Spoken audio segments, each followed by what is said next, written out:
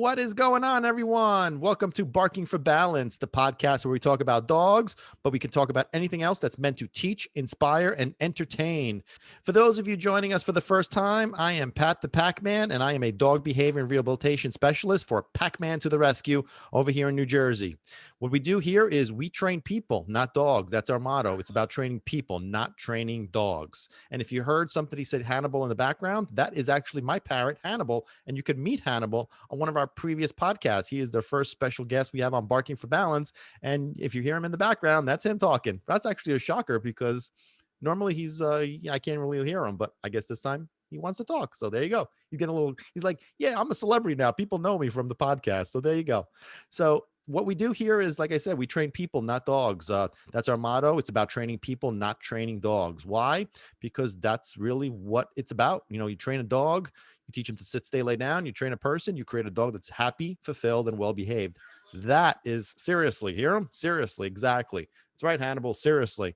We train people, not dogs. Make them happy, fulfilled, and well-behaved. We want trained humans, not well-trained humans, not well-trained dogs.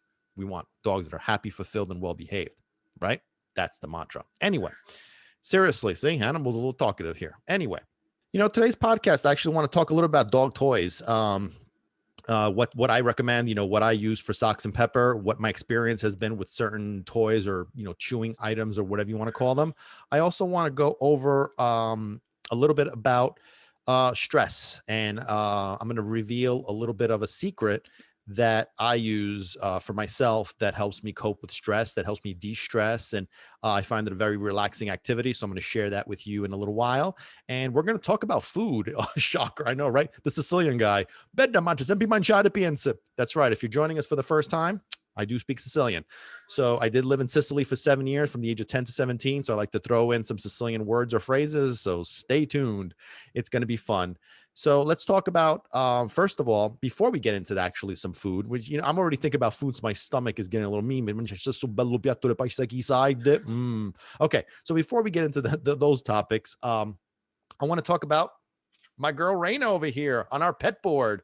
Guys, seriously, you need to send pictures of your pets. It doesn't have to be dogs. It could be anything that you want, any pet that you have, cats, birds, reptiles, whatever you want, ferrets, sugar gliders, whatever you have, like little insect things, scorpions, whatever you want them featured on our pet board. Send out those pictures. Come on, put those comments down below. Also, if you have the pleasure of looking at my beautiful face on YouTube, I want to make sure that you hit that like button. Hit that like button. And if you haven't done so already, bark at that subscribe button. You heard me correctly. Bark at that subscribe button. You do not want to miss our episodes of the Barking for Balance podcast. In addition to that, you get to see all our cool instructional videos, dog related. You get to see Socks and Pepper. You get to learn stuff. It's really, really cool. So make sure you bark at that subscribe button. So this way you get notified whenever something on YouTube gets posted. But the podcast is also being featured on all major podcast platforms, and links are in there. So if you have any questions, make sure you throw those comments. So let's talk about my girl, Raina, who's on the board over here. So I have some notes from her daddy, Vinny. And basically, this is what he says about Raina. Loves to kiss your head and nibble on your hair. Okay, she's a little flirty. Loves her bone and adores other dogs. She's definitely flirty. Has no fear. And the fact that she's only 15 weeks old, she already knows her way around the apartment building. I got to tell you, that's kind of funny because I have a horrible sense of direction. So the fact that she could figure out a way, I can't even figure out my way around their building. So the fact that she knows it is pretty impressive to me. Goes right to the elevator from my apartment, knows what floor we get off on, and walks right back to my door after walks. Come on. Can't argue with that. I mean, like I said, I need a GPS just to get to my bathroom half the time. And this little girl, so yeah, pretty impressive. How cute is she? Want to hear some comments? Let me know what you guys think about my girl Raina over here. And also, like I said, come on, let's feature your pets on this board. It's available for you. Let's talk about dog toys for personally as to what I do not recommend. And I'm going to tell you a little bit about that in a second. And I'm going to tell you what I definitely recommend, which is what I use myself for Socks and Pepper, what I've used in the past for Peanut, and also for Socks and Pepper, but also what I recommend to my clients, and the feedback I get is just remarkable. So as far as dog toys are concerned, there's a variety of different options. There's the soft toys, they're like pillowy, like stuffed animal kind of thing. Then there's the stringy toys. um then there's let me get into something that I really recommend against, and I'll tell you why in a second. Rawhide. Been in the market, been around for centuries, I guess. Quanto tempo ha un usaccio, ma avassai. It's been a long time. So just to give you an idea, I had heard back in the day about rawhide. So in my head, it's been around for a long time, so it's got to be great, right? Well, no. I do not like rawhide. Rawhide, niente. Etala namonitsa. Throw it in the garbage. And so why is that? So like I said, being a new dog owner, inexperienced dog owner, you'll hear stuff, and this is rawhide. Everybody knows rawhide. Okay, so I got rawhide, and I got it for socks. I don't remember if Pepper was around at the time, but I got it for socks.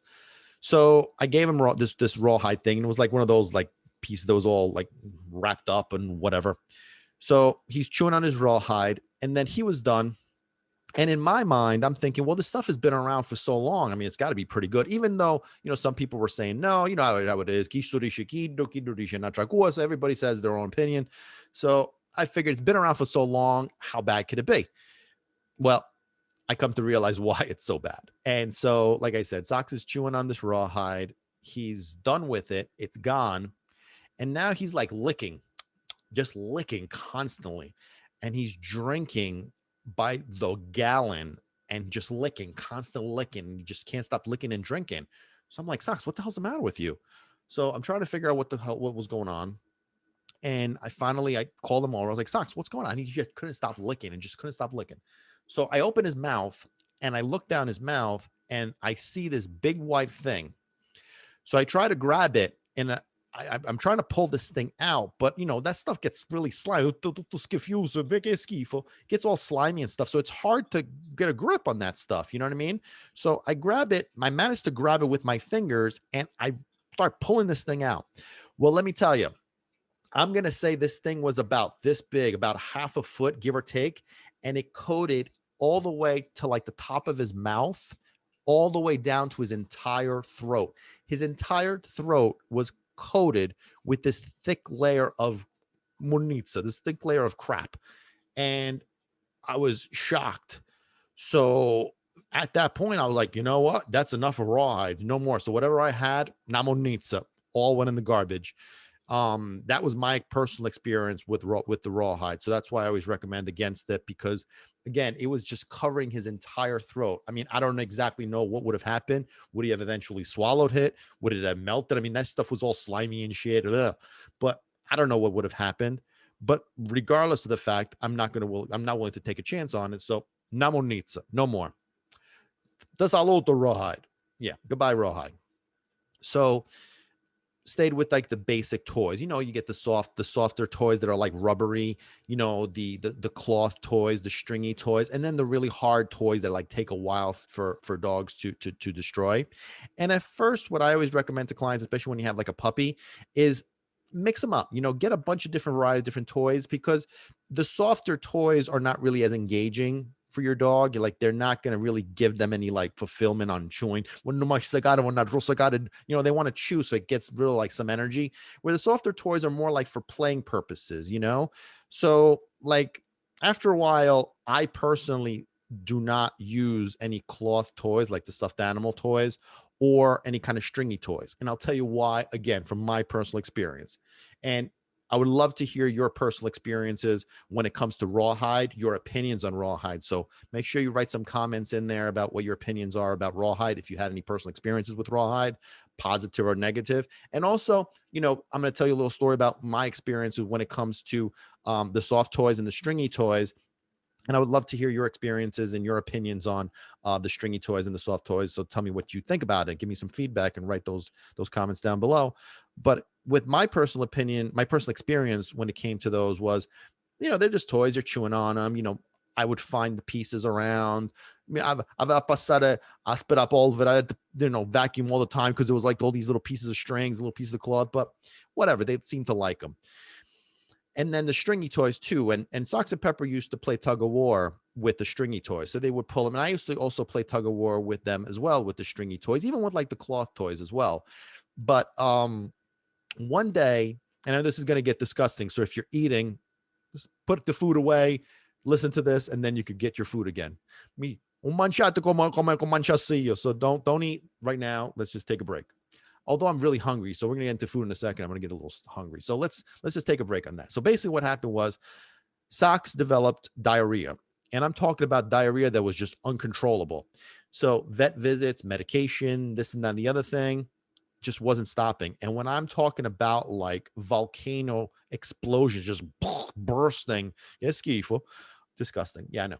But couldn't, it wasn't getting any better. It was just getting worse. So I was getting concerned. And then finally one day when I was going to take him to the vet for like another time, after all the other times that we just couldn't figure out what was going on, I found on the floor this long looking, it looked like a turd, like a long piece of shit. It was maybe about 7 inches long, and it was round. Again, it looked exactly like poop, like dog shit. So I'm like, what the hell? Fuck, I got the guy sakasa. Well, I was like, you guys are shitting all over the place. You guys don't do that. Well, I grabbed the paper towel, I picked it up, and as soon as I picked it up, it just disintegrated. And I realized it was all little pieces of cloth, little pieces of string. And I was like, I realized what had happened, that all the pieces that he had ingested, for one reason or another, never passed through his intestines. So they created a blockage in his intestine. And I don't know if this was truth or not, but people say this, whatever, that basically his intestines were blocked. And had he not thrown it up, because that's really what he did, he threw it up. He didn't shit it out. He didn't poop it out. He threw it up. So had he not threw it up, because he couldn't pass it through his butt, he couldn't poop it out. He couldn't shit. That's why it was blocking. So the diarrhea was coming out because this thing was blocked, because he was eating with no problems. So he was digesting it, but he wasn't processing this whole thing out of his system. So I was told that if he had not, thank God, Signore Ringrazio, thank God, I thank God to this day about that, because whether it's true or not, I mean, I believe it to be the case that it could be, that it definitely would be true. This blockage eventually would have killed him, and so by the time we would have found out, rushed him to the hospital, who knows, he might not have made it. So the fact that he threw it up, and God definitely helped him, puke this thing up, saved his life. And after that, he was fine. So at that point, guess what happened? Via the saluto, all the other toys, cloth toys, stringy toys, gone. They were gone. So never wanted to deal with those again. So I still have them, and I do still use them, but I only use them exclusively to play with them. So I play with them and then they go away. I don't want them chewing on it. So we'll play tug of war, I'll let them play tug of war, but it's short periods of time and it's supervised, because I don't want them pulling anything out. And I definitely restrict the stringy toys, because I'm just worried about how much they're going to ingest of that too. And I'm just not willing to take a chance after that experience. So I just use it for playtime between me and them, or them, each other. But short periods of time, supervised. Any pieces that fall on the ground, gone, goodbye. I don't want to have anything to do with that. And so I'm not willing to take a chance with that. But the one toy that I do recommend, highly recommend, and I use this again with Socks and Pepper. I've recommended this to every single client. Some of them like it, some of them don't. But the people that don't like it, it's really because they say it stinks. I don't really see that, but whatever. It's called kneecaps. They're kneecaps. And it's basically the patella of a cow. And it's got like either flavorings or whatever. And it's got like, tendons or, ligaments or whatever the hell is going on there. Pieces of soft stuff. And then it's basically a solid mass of bone. So it's kind of like those ices, those cups of ices that you buy at the supermarket, and you kind of like scrape the ice, this is kind of like what that bone does. Is no gelato. It's not ice cream. It's like literally the ice, and you just scrape it. So it's like shavings kind of thing. And that's really what they do with these bones, is they just basically create shavings. And the reason why I love them is because there's no danger of splinters. Because, like I said, it's just all shavings. It's all little, small, little tiny pieces. And whether they ingest them or most of the time they ingest them, the little pieces, and it's fine because at least in my experience, it's been fine. So I want to hear if you guys have experience with kneecaps. If you have any negative experience with kneecaps, please let me know. If you have any positive experience with kneecaps, definitely write those comments down. I would love to know. And also, if you want to know more, definitely let me know. We're more than happy to share some information on that. But like I said, they ingest them. And what I've noticed on multiple occasions when vanno fuori a cacare, when they go out and they poop, it doesn't come out brown or black. It comes out white. I know it's disgusting. I told you, put the food away for now. Ho mangiato per ora, è stato verione. I'm starving too, so you could starve for a little while. But yeah, it comes out white. It's basically every single piece of that bone comes right out. Like I have literally seen them poop the whole. It's just white. This white log just comes right out, and it's great because it just disintegrates. So it's just purely the bone that comes right out of their system, and they love them.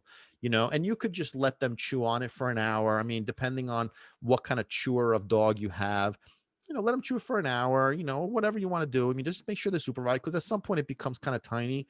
Me personally, I never had any problems with Dr. Pepper having any issues with the remainder of it when it gets small, because they usually take it and they'll just crack it. They'll just chew it up. It's almost like hard candy. È come I caramelle che and then they just swallow it. And I've never had an incident of any issues. But if you're not, you're not confident with that, then when it gets kind of small, in case they swallow it, because you may have the same issue, then just don't take a chance. Just, when it gets kind of small, just take it away and throw it in the garbage. But at least they enjoy it. You could give it to them throughout the day, or at night or whatever, just to give them some kind of like enjoyment to chew on something. I'm telling you, your dogs are going to love it. Kneecaps, trust me, your dogs will love the kneecaps.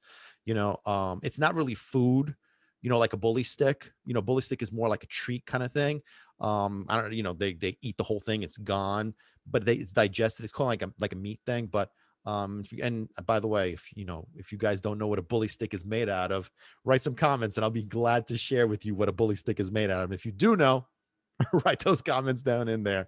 So yeah, that's kind of cool. But all right, so let's get back to eating. If you guys stopped eating, and I apologize if I disgusted you, definitely didn't plan on doing that. But it's just, I feel compelled to share these experiences, both of them, the Rawhide and the other one, just because I don't want anything bad to happen to anybody else. I mean, I know it's maybe it's one in the million, maybe that's never happened to me before. Fine, but you know what? It happened to me. I'm sharing you my experience. Do with it what you want. Like I said, love to hear your experience on the matter and your opinions on the matter. But I'm just sharing you what has happened to me. And so, if it saves somebody, great. Do with this information what you want. But so I apologize if I disgusted you with all that talk of stuff. But let's get back to eating, because now I want to talk about food. Let's talk about food, since I was talking about, food. Man, I'm a Sicilian. What are we going to talk about? We're going to talk about food. So, why do I want to talk about food exactly? It was a client that I met with today about, telling me about, it was kind of like an argument, so to speak, but you can't argue with me about this stuff because I know these things. So whatever. But it was this discussion about the fact that her dog was a picky eater. And the reason why I'm bringing it up, and, we have a few videos on our YouTube channel. That's why you got to subscribe, hit that subscribe button so you can watch these cool videos, what to do if your dog doesn't eat. That's for non-medical reasons, of course. And one of our podcasts, we talk about this as well. So when it comes to dogs are not picky eaters. Okay. I don't care what anybody tells you, they're become picky, and you got to start making them multiple stuff if you allow that to be the case, and this kind of concept to me is so simple because, I grew up in Sicily, in a Sicilian family. I grew up in Sicily for a big chunk of time. So, it was whatever you're given, you're going to eat. It was that simple, and in Sicily, there's no picky eaters. Like in all my time now, I don't know what a who knows what it's like now. But back in my day when I was there was no picky eaters. If you went to like a restaurant, the restaurants made you what they made you. It wasn't like you had a choice to, I don't know, I don't want, give me this, but without this or without that, like you go like to a restaurant and say, yeah, I want, I want the pizza, but it's this is the recipe. This is like the way it's outlined in the menu, but I want it, without this or extra that or whatever the case may be. No, this is what this is what it is. This is what you're having. You know what I mean? It was no like back and forth. Like just there's a Sicilian restaurant that actually opened up that has a lot of Sicilian stuff, and we're going to talk about that in a separate podcast. But um, they have a lot of stuff that I grew up with that my family makes, and I'm sure the American que schifo might get disgusting. All this stuff is delicious. Okay, so anyway, we'll get to that in another podcast. But they made like stuff that brought back memories, and one of the things that they made, which I had, a couple of days ago, was a pizza, and they make Sicilian style pizza, but with the flavors of Sicilian style. So one of the pizzas is called Quattro Gusti, which means four flavors. And um, it's different than it was done the way I was accustomed to it, and I don't remember exactly what was on there, but I do remember that it was completely different. But basically it's got, obviously the tomato sauce, and it's got the, the mozzarella and all that kind of good stuff. And by the way, it's mozzarella, not mozzarella. We'll get to that another time, another podcast. Anyway, so it's got the tomato sauce and the mozzarella and the whole bit.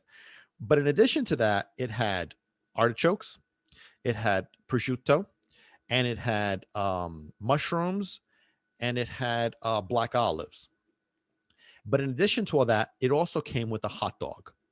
And I know with the Americans, oh my God, hot dog on a pizza. Forget this guy. Trust me, this thing was amazingly good. And the hot dog was probably like the centerpiece of this pizza, because it was cooked. The pizza was made in a brick oven, right? I'm sorry. It was, I don't think it was brick. It was brick oven, but I don't think it was charcoal. I think it was actually like tree branches. You know what I mean? I think it was like that was the how the fire was produced. I don't believe it was charcoal. I think it was like tree branches. So it was like real wood. You know what I mean? So fresh wood that was just chopped and they threw it in the oven. I'm pretty sure that's how it was done. So it was just imparted a different flavor than like a brick oven with charcoal or like like the actual fire came from the wood. So it was just different. You know what I mean? Like even just tasting, I could tell that it wasn't the same, but whatever the process was, obviously is a different system, different ingredients, the whole bit. But the hot dog was really, really amazing because it was cooked inside of this oven. And what they did was they basically cross hatched the ends. So when it would cook, it would like pop out. So there would be four ends on one side, four ends on the other. And it had like this charbroil on it. And it was so freaking good. Oh my Maria, yeah, it was. So I was expecting that when I went, but they didn't have that. I guess it wasn't, something that they prepare, but whatever. And I don't know, this came to me, so I'm sharing that with you. And if you ever had that kind of pizza with the artichokes and with the hot dog, I would really please let me know about what your experience has been. But it was funny because like when we were having this discussion with my client, we're talking about, and I've given them these kind of examples about like my life and like how I grew up, which is why it kind of makes sense when it comes to the whole dog world. And the fact of the matter is that, I'm remembering this, there was no overweight people, and there was no counting calories, and my God, carbs. I mean, we ate carbs by the ton. I mean, pasta every day, bread by the loaves, breakfast, lunch, and dinner, carbs by the ton, but yet there was no gyms, no treadmills, no vacur, but none of that kind of stuff. There was none of that kind of stuff. There was no weighing your food unless you were sick, unless you were like diabetic. No, you didn't weigh anything. It was just tons of carbs, tons of food. Like facevo mi schiaticchia for just no reason. Loads of food, salami, just stuff. Then you're like, my God. and people would live to like 90 plus. I mean, my great aunt died at 103. I think she made it to over 100. My grandparents 80 plus 90s, uncles 80 plus 90s. I mean, you know what I'm saying? So it got me thinking, like, why is that possible? What is the reason why that is? And I don't know if you guys have any experience with that, but please let me know if you do. But my theory, or what your theory is behind this, but this is my theory, and I think a lot of it has to do with just the way of life. Stress, um, the stress of American life is hard, and I think that's part of the reason why people were overweight. People are overweight and people are sick. And it's not just the stress. I think it's also the food source. Food there was just, you grew it. Even like if you went to buy it, it was natural. You bought it at the fruit store, you bought it at the butcher shop, you bought it at whatever. Like I remember, for example, milk. When I was living there, this is going to disgust some people, but un latte era bellissimo. Milk came literally from the cow. Okay. And you had sometimes the cow would come down the street and, you would grab the milk right from there. But sometimes they would deliver the milk and it came in like a little glass, like almost like old school milkman kind of situation. But I remember it was sometimes at the bottom of the milk, it was come with like little pieces of hair and like little black stuff in there. But that milk was so deliciously good. And even like cheeses freshly made and just everything was just different. Like now, here in America, it's just like everything is just processed and it's got like all sorts of artificial shit in there and preservatives, and that's what people live on. That's what we live on, like even just like regular meat and stuff. I remember we used to, not me, but our family or relatives or whatever butcher the meat and the fruits and the vegetables and the fish just come right from the ocean. They would sell it, it was different stuff. And here, like I said, it's just everything is just processed and fake and just crap. And that I'm sure plays a role.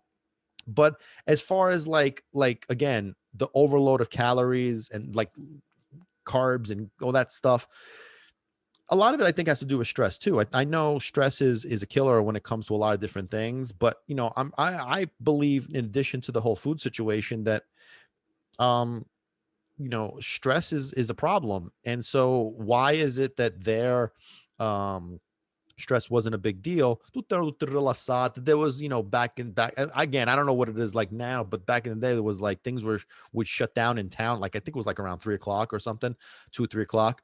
The whole town was shut down. Like if you had to do some business, don't bother at that time.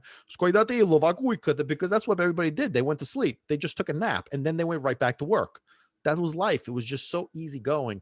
But also like everything was easy going. Like the stress of work, like people working, it wasn't like a big deal. Everybody complains about their job, and not me, because my job's awesome, but people, I gotta go to work and I gotta do this and and then the chores, the food shopping and the cooking and the clean, and then the kids, everything, is very stressful here. You got to put it all together, and then you got to factor in your personal time and your me time and all that crap. And um da engineering was the problem. There wasn't any of these problems. It was just everything was relaxed, whether it was raising kids or daily chores or even work. Like I don't remember ever hearing anybody complain about their jobs. Never. You went to work, you did it was almost like it was just such a relaxed environment. People were just so much relaxed. And I personally believe that plays a major role into obesity and health issues and mental sanity. Like even with your dogs, a lot of times that stress um just affects our dogs so much. Like there, things are done so again, we're done. Ora uno sacco. Back now, I don't know. Back then, we're talking about, but everything was done so calmly. Everything was done so relaxed. It wasn't stressful at all. It was just, there was none of that stuff. Like it's hard to imagine, but it was so peaceful doing stuff that here or now is just so, oh my God. Like I like my own parents, my own parents, when my father was still alive, when they would go food shopping, to them, it was like fun. For me, and I'm sure for everybody else, it's like, oh, man, I gotta go. I get up for that piece. I gotta go food shopping. It's like and then while you're doing it, the whole bit, but them, it was just, they would enjoy it, and they would just take their time and look at everything and just relax. It was just a relaxing process.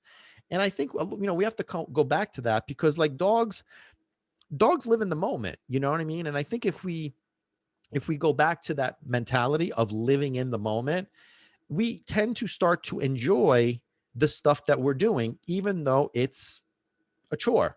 If we just live in that moment and not worry about the other stuff. Well, I got to get home because now I got to buy this stuff. Well, I get a cucinare and then I got to go cook it. No, just enjoy the moment that you're in, because at the end of the day, you're living that moment. So why not just enjoy it? That's what dogs do. Dogs live in the present moment, moment to moment, moment to moment to moment. That's why they don't have any worries, because they're not living in the future.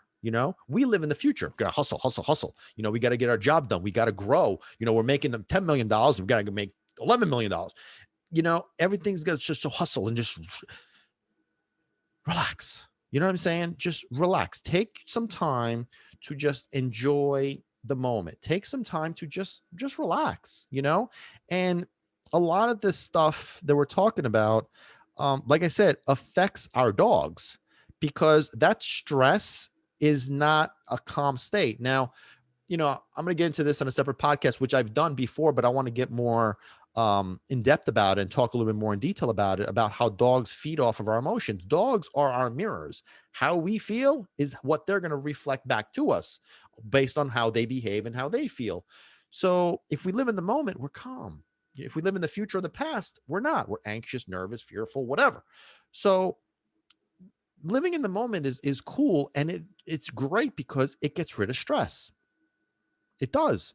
And in a second, I'm going to tell you one of the things that I do to cope with stress, because life is stressful in America, and we got to try to like balance everything out. And sometimes it's hard, sometimes it's hard. So we need activities, especially now that I'm doing this job of working with dogs. This is one area that is not as stressful as if I had my previous job of being a financial advisor. Although sometimes when there's some certain things going on, yeah, me sento un pochettino a testa, yeah, I get a little, overwhelmed. And so I have to go back to basics and live in the moment, do something that's going to take my mind off of the worries, off of the concerns, off of the future. Okay. Off of the past mistakes, or whatever the case may be. So I'm going to tell you one of the things that I do to cope with that.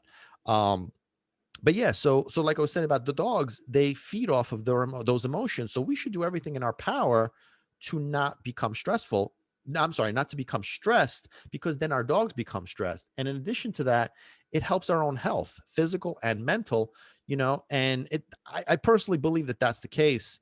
Stress is a killer. Stress is hard. And we have to learn to destroy that stress, to not let it become reality, because that's really where the stress becomes reality, is when it becomes part of our life. I got to do this, I got to do that. Oh, this is too much stuff. Oh my God, I'm never going to get this done.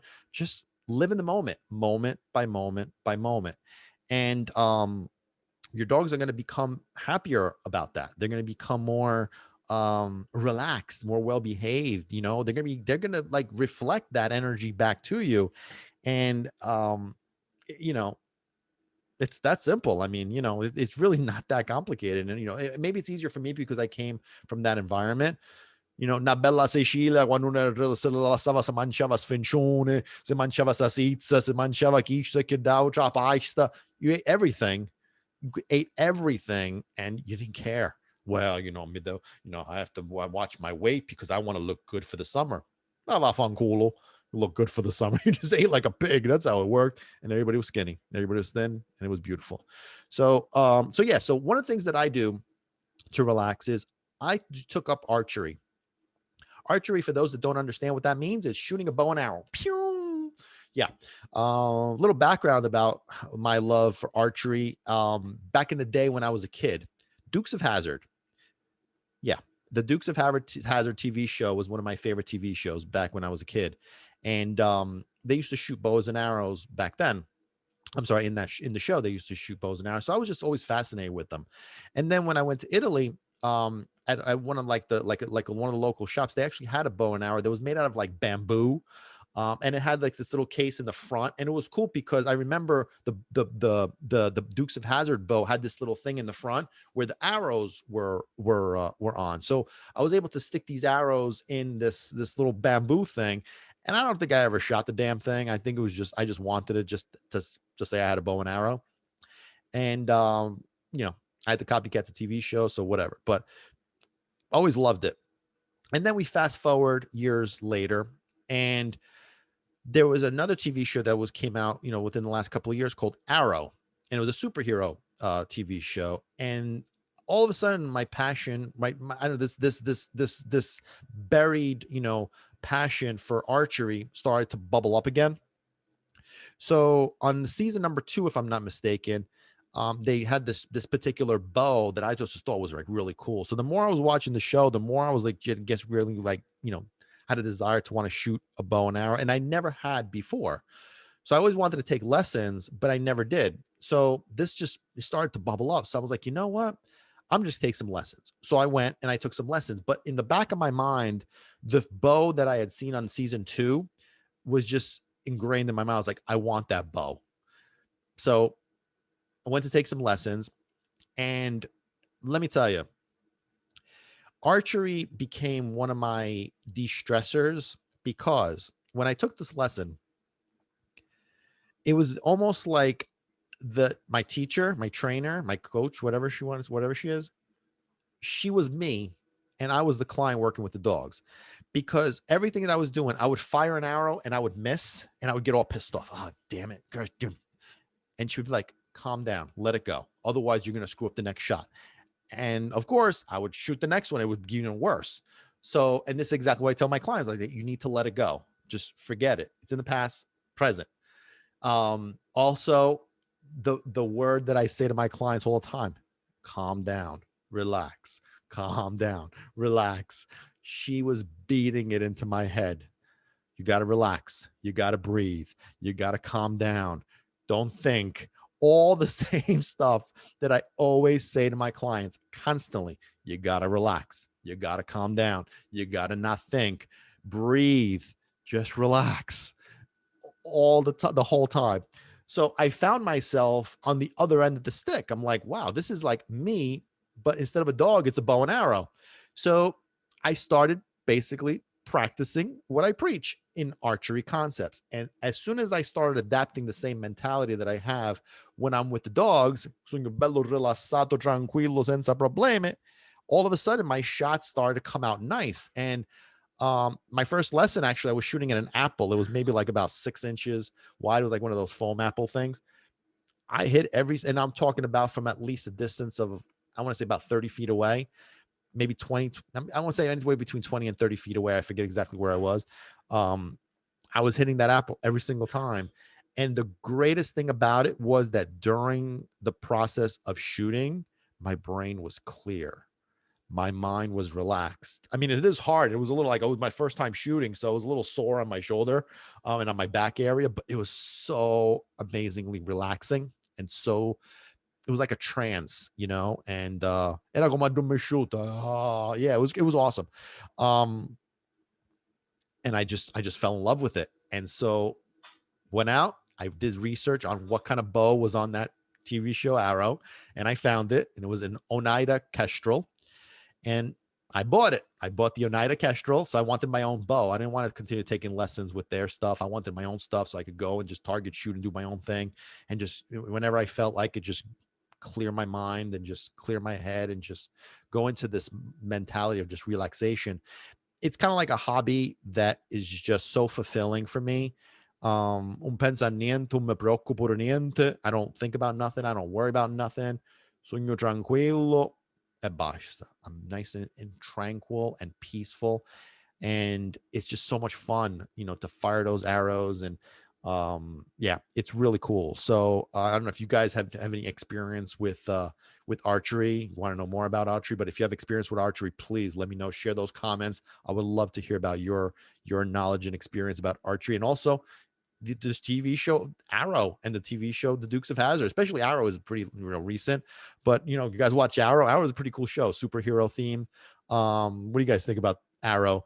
And also, if you have any experience, I mean, it's a very rare bow. Not a lot of people have even heard of it, the Oneida Kestrel or Oneida in general. But if you know anything about that, please let me know what you think about that kind of those bows. They're really, it's a really impressive thing. Let me tell you, that bow has got so much power to it. Anyway, but the whole, and if anybody's wondering, no, I do not go hunting. I will never go hunting. We'll talk about hunting on a separate podcast, but no, I will not go hunting. I just use it for target shooting and that's it. Nothing targets, fake targets. But yeah, so it's just, for me, it just works out well. It's one of the activities that I do to kind of like go into the zone and forget about the world.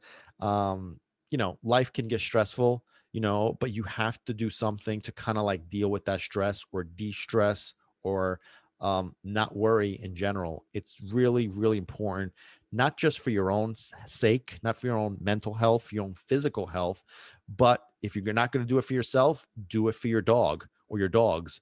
Your dogs will thank you. Your dogs will appreciate the fact that you're calm and relaxed and not nervous, anxious, and wild and crazy and overwhelmed and whatever. Listen, life is hard if we make it hard. It's easy if we make it easy, and we need to carve out time for it. If it whatever it is that you enjoy doing, that kind of like puts you in the zone, whatever it is, take your dog for a walk. But remember, whatever it is that you do, whether it's food shopping, taking your dog for a walk, and if you're not walking your dog, make sure you take your dog for a walk. Just live in the moment, because whatever activity we're performing, if you make that decision, if you make it stressful, it's going to be stressful. Kids, chores, work, just enjoy it.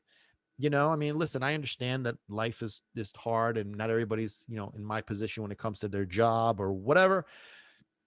Just do your best, and if you can't, do something that's going to kind of like de-stress. So like I said, if your life is just so wild and crazy and you can't figure out a way to make it better, then do something in between that kind of like brings your stress level down, and then you can spike it back up and then bring it down.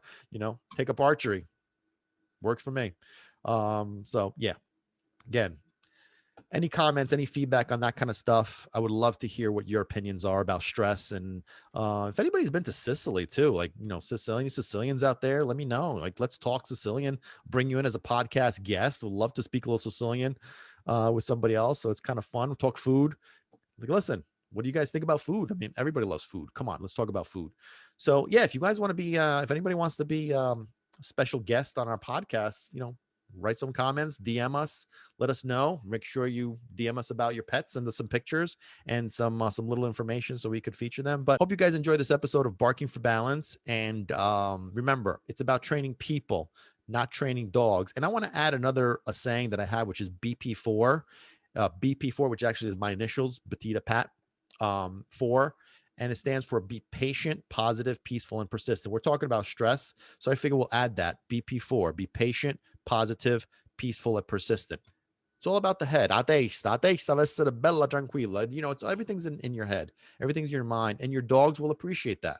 Your dogs will thank you for being, mentally healthy and mentally stable, emotionally healthy and emotionally stable. That's really what the game plan is, because that translates into your health, physical as well. So, let me know what you guys think about that. And make sure you hit that subscribe button, because I don't want you to miss any of these podcasts and our instructional videos. You're going to learn a lot. So make sure you also give me your feedback. I want to know some what you guys think, what your opinions are, anything you want to talk about in the podcast, any topics that you want me to go over. I want to hear about your stories. Tell me your stories, your lives, your what you guys do to de-stress, whatever the case may be. Listen, share. Let's share. This is Barking for Balance, guys. We talk about whatever it is that we want to talk about that's meant to teach, inspire, and entertain. That's what it's about. So want to thank you guys. Hope you enjoyed this episode of Barking for Balance. Catch you guys next time. I am Pat the Packman. Bye.